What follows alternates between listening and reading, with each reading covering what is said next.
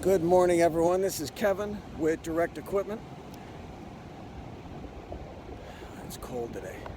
When you go onto Chinese websites to source equipment, most of them are in Chinese, but if you're using Google Chrome or a translator extension on your browser, you can get around pretty easily in English.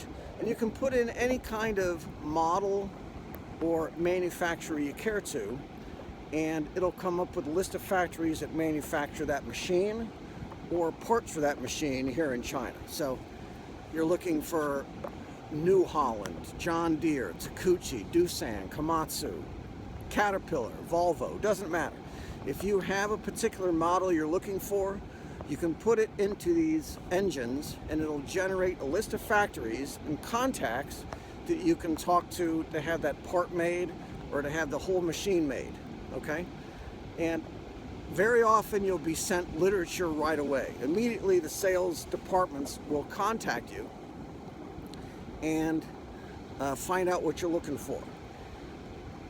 For a long time, they would tell me that they encourage operators to repair this equipment, and they make it very easy, and that they will provide replacement parts. Even on the original shipment, they will include commonly replaced parts in the first 2 years to make it easy for the operator to quickly and simply swap out parts. I always thought that was a given. I just thought that was something that every factory and manufacturer did. Recently, I've learned about what's called the right to repair movement in the United States. Apparently there are some brands, including the ones I just mentioned, some of them, and notably John Deere in the US, that part of the sales agreement stipulates very clearly that if you buy this piece of equipment from an American dealer, you do not have the right to fix it yourself, that you are obligated to call a technician from the company who will come out and repair it. When companies explain why this condition exists, they say that there are safety features, there are safety precautions that need to be taken that many operators will not observe, and that it's very dangerous for regular, normal, untrained people to be fixing their own or doing their own maintenance.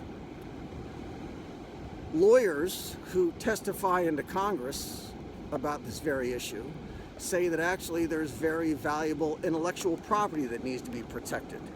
That if somebody pokes around in there with diagnostic tools, they will uncover manufacturing secrets, patent secrets that these companies are really motivated to protect. Both of these reasons are terrible, and it's amazing that they're actually telling people that this is the reason.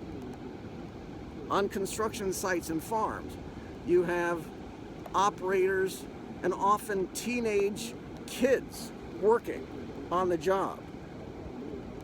Is it your sales strategy to tell them that this equipment could be so potentially dangerous that they're going to melt their face off if they pop the hood? Who thought that was clever? And on the IP, is it actually a winning sales tactic to say that we as a company want tens of thousands of man hours wasted every day on construction sites and on farms around North America so that we can protect our IP? That we're going to have guys just standing around doing nothing, waiting for the company repairman to come out and figure out what's wrong. So a couple of years ago, Joe Biden signed an executive order that says we're going to explore this problem, and we want to have the right of American farmers and American contractors to repair their own buys. And Jon Tester, a senator from Montana, introduced legislation in Congress. He's a farmer himself. He introduced legislation in Congress that will enable buyers of these brands in the United States to fix their own machines.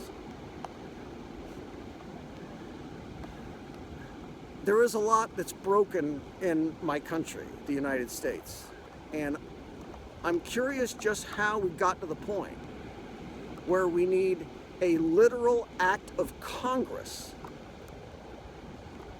so that buyers of American machines on American farms using American equipment are allowed to fix their own machines.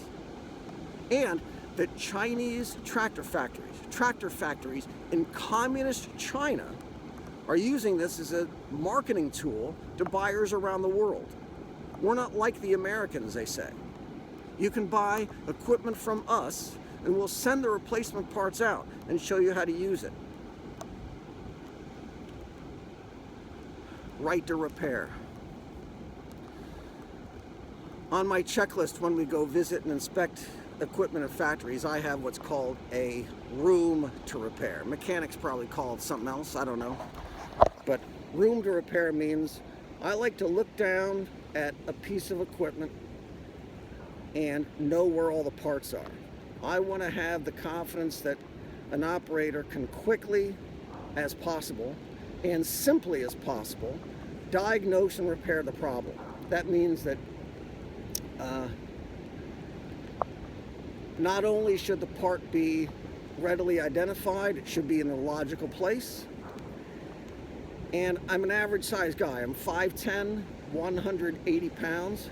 So I like to actually get inside, and I like to be able to reach the oil filters. And I like to, like if a fan belt goes, I need to be able to see that I can get a wrench behind and loosen the tensioner so we can put a fan belt on.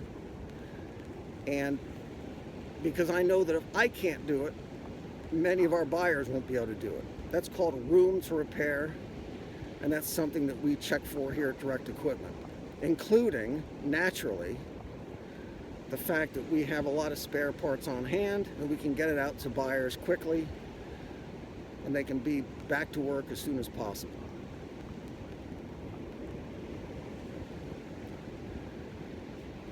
My Chinese local friends tell me to get ready for tomorrow because it's going to be cold tomorrow. Right now it's 36 degrees Fahrenheit. For my centigrade friends, I guess that's 2. It's raining, windy, seems pretty cold today, but there's surfers out behind me, so I guess it's not cold yet by North China standards. Thanks for listening. Be good.